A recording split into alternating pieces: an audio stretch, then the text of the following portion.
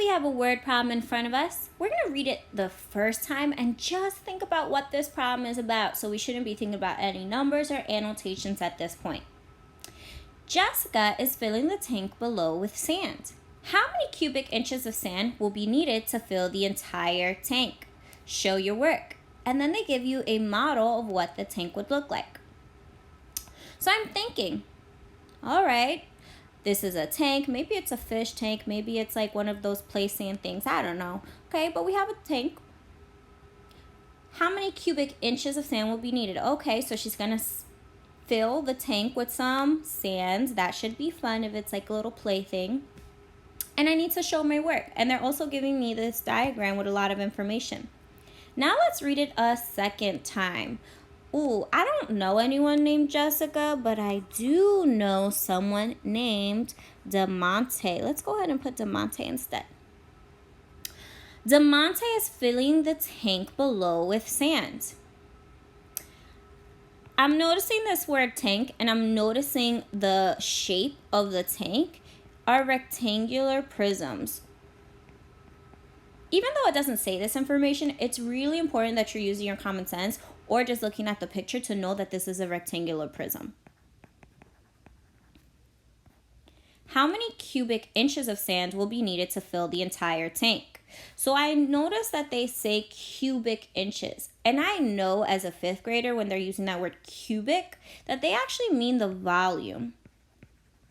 So I'll be looking for the volume, and they also give me the unit in inches.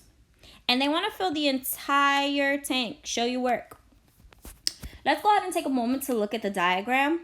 I'm noticing there's actually two rectangular prisms in this problem.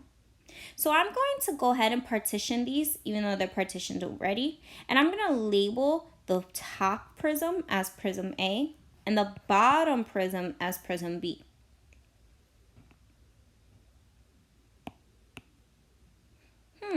So I have two rectangular prisms. Let's continue looking. I'm noticing that they give me the length of prism A. The length is 7 inches. They give me the width of prism A to be 3 inches and the height of prism A to be 6 inches. For prism B, the length is 15 inches. The width is 4 inches and the height is 8 inches. This is all information I got from just looking at my diagram. If you haven't already, go ahead and pause this video and make sure that you have a notebook and a pencil with you so that we can begin to show our work. All right, let's start with the information that's given to us. Since I know that there are two rectangular prisms, I'm just going to start with prism A. Again, the length of prism A is 7 inches. Make sure that you're copying this down on your info box. The width of prism A is 3 inches, and the height of prism A is 6 inches. Once you have that on your paper, we can start with prism B. The length of prism B is 15 inches. The width of prism B is 4 inches. And the height of prism B was 8 inches. Now I know this problem is about finding the volume of a rectangular prism. And in 5th grade, we learned two different volume formulas. Let's go ahead and actually write down both of them to see which one would be the most beneficial in this problem. Take a moment to think. What is the first volume formula?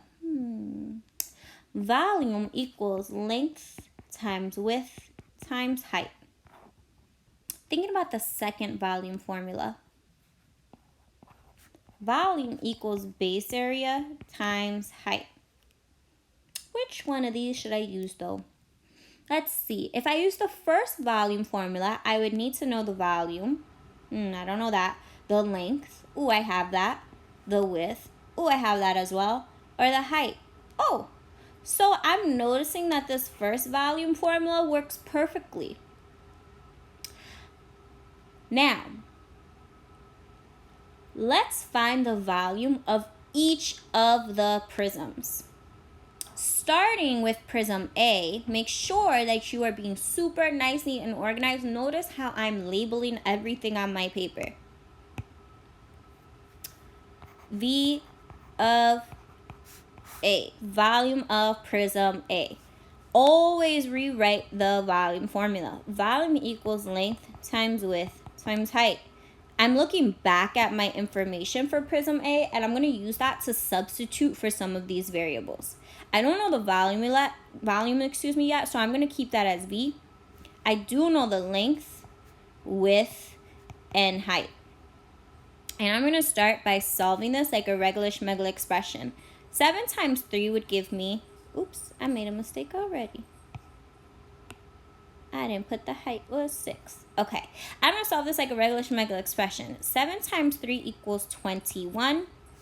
And then I'm going to bring down the times 6. Now I have to think, what is 21 times 6? And I don't want to get this problem wrong for being a little bit lazy or for rushing. So I'm actually going to take the time to multiply 21 times 6. 6 times 1 is 6. 6 times 2 is 12. My volume would be 126. Just 126? Banana, strawberries. Oh, that's right. Cubic inches. I know this is the volume. I know I'm measuring in inches, so make sure you have your cubic inches and box that in. Take a moment to catch up if you haven't already. All right, moving on. Now I'm going to find the volume of prism B. Again, even though I know the volume formula, I'm going to make sure that I write it every single time. Volume equals length times width times height. Volume equals 15, and remember I have this information written down, so it should be super easy to copy, times 4 times 8. Solve this like a regular expression. 15 times 4 equals 60. I know this because in my head I can count up my 15s. Be 15, 30, 45, 60. If you need to solve it on the side of your paper, that's perfectly fine. Times 8. I'm going to use my knowledge of powers of 10 to solve this problem. I'm going to cover the 0 real quick. And I know that 6 times 8 would give me 48. And then I can add back in that power of 10 to give me 480 bananas. No. 480 cubic inches. Super important that you're remembering that unit. So I found the volume of prism A. I found the volume of prism B. I'm totally done with this problem. I'm proud of myself. I'm good to go. Wait a second. They wanted to find the volume of the entire tank. I want you to think for a second. If you know the volume of prism A, if you know the volume of prism B, how are you going to find the volume of the entire tank? That's right. We're going to add so that we find the entire tank.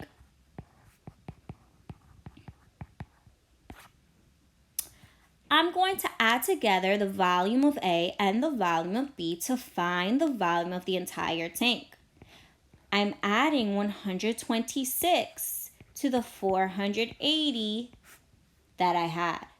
0 plus 6 is 6. 2 plus 8 is 10. I'm going to put the 0 here and regroup the 1.